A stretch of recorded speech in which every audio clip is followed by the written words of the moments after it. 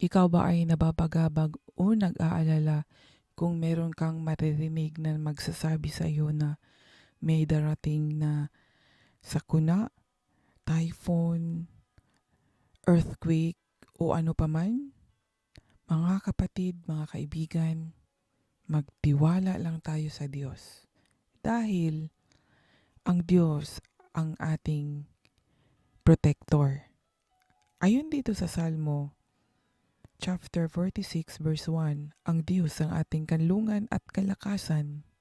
Siya'y laging nakahandang sumaklulo sa oras ng kagipitan.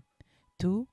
Kaya huwag tayong matatakot kahit lumindol man at gumuho ang mga bundok at bumagsak sa karagatan. 3.